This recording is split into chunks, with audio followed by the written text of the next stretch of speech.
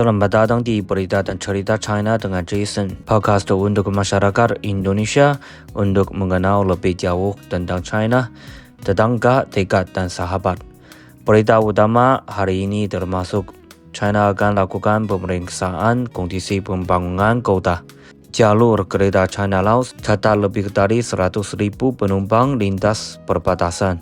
Pusat Riset China akan dorong pengembangan kendaraan listrik di Thailand. Perdagangan luar negeri China naik 1,2% pada November. China akan bebaskan tarif cukai bagi 6 negara Afrika paling tertinggal.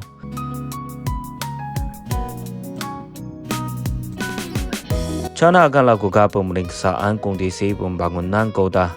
China akan lakukan kampanye pemeriksaan di kota-kota setingkat prefektur ke atas guna mengevaluasi dan meningkatkan lingkungan hidup penduduk kota. Demikian menurut pedoman baru dari Kementerian. Kampanye ini diharapkan pada membantu mengoptimalkan struktur perkotaan, meningkatkan fungsi perkotaan, serta meningkatkan kualitas kehidupan perkotaan, sehingga dapat membangun kota yang layak huni, tangguh, dan cerdas seperti tertulis dalam pedoman dari Kementerian Perumahan dan Pembangunan Perkotaan Pedesaan China. Berbagai upaya harus dilakukan untuk mengidentifikasi mata rantai yang mengaruhi daya saing, daya dukung, dan pembangunan berkelanjutan perkotaan. Paper dokumen tersebut, distrik dan departemen terkait harus mengembangkan langkah-langkah spesifik dan cepat untuk mengatasi masalah-masalah yang muncul selama pemeriksaan,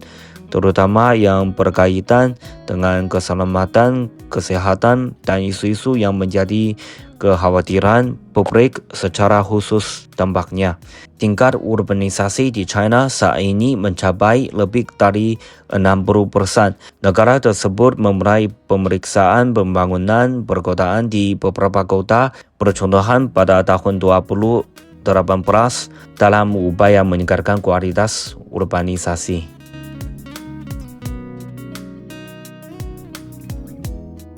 Jalur kereta China Laos catat lebih dari 100,000 penumpang lintas perbatasan. Jalur kereta China Laos yang meluncurkan layanan penumpang internasional pada 13 April telah mengangkut lebih dari 100,000 penumpang lintas perbatasan per Selasa. Demikian diungkapkan oleh Pos Pemeriksaan Perbatasan Mohan. Sekitar 14.019 penumpang merupakan warga asing menurut stasiun inspeksi perbatasan masuk keluar Mohong di perbatasan China Laos. Pelabuhan jalur kereta Mohan menangani 474 kereta penumpang selama periode tersebut. Sejak meluncurkan layanan penumpang lintas perbatasan, jalur kereta itu telah menjadi moda transportasi pilihan bagi semakin banyak wisatawan mancanegara karena keterjangkauan, kemudahan, dan kenyamanannya. Jalur kereta China Laos, sebuah proyek unggulan dalam kerjasama Sabuk dan Jalur Sutra yang berstandar tinggi, mulai beroperasi pada Desember tahun 2021. Jalur kereta sepanjang 1.035 km itu menghubungkan Kunming di China dengan Vientiane di Laos.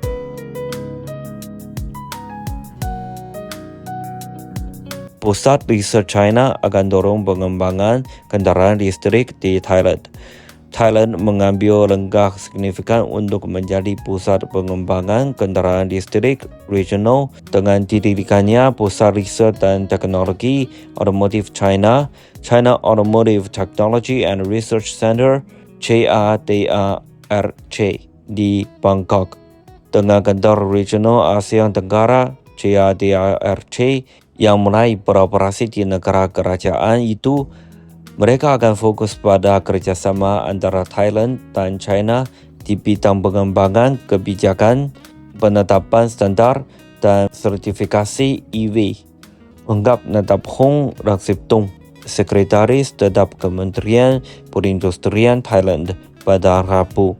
Kerjasama ini menanti titik awal untuk menyatukan kemampuan dan jaringan industri otomotif modern dari China untuk mengembangkan industri lokal dan infrastruktur Thailand demi mendukung ambisinya sebagai basis produksi kelompok utama anggap terhubung dalam sebuah pertanyaan. Sebagai salah satu industri yang ditargetkan, Thailand ingin memperkuat daya saing negara itu dan mengurangi emisi gas rumah kaca melalui promosi EV-nya.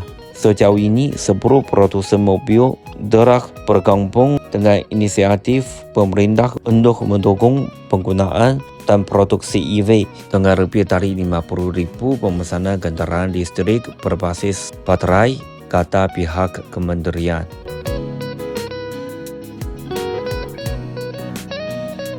Perdagangan luar negeri China naik 1,2% pada November.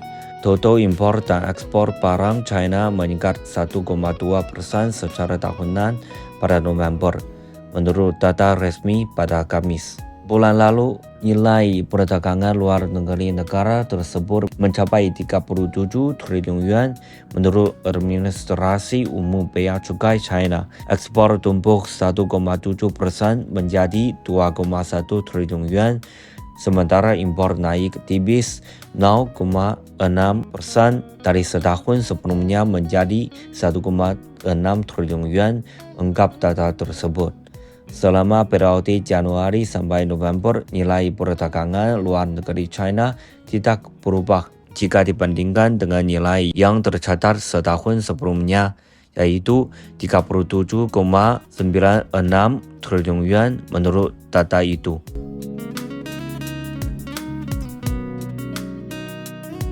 China akan bebaskan tarif cukai bagi 6 negara Afrika paling tertinggal. China akan membebaskan tarif cukai bagi 6 negara Afrika yang paling tertinggal. Demikian disampaikan Komisi Tarif Bea Cukai Dewan Negara China pada Rabu. Mulai 25 Desember, 98% produk kena pajak dari Angola, Gambia, Republik Demokratik Kongo, Madagaskar, Mali, dan Mauritania akan dibebaskan dari tarif cukai saat memasuki China, ungkap komisi tersebut dalam sebuah pertanyaan. Langkah ini bertujuan untuk mewujudkan semangat persahabatan dan kerjasama China-Afrika, serta memfasilitas komunitas China-Afrika yang berkualitas tinggi dengan masa depan bersama, kata komisi tersebut. Pada langkah berikutnya, China akan memperluas pembebasan tarif cukainya ke semua negara paling tertinggal yang telah menjalin hubungan diplomatik dengannya, lanjut komisi itu.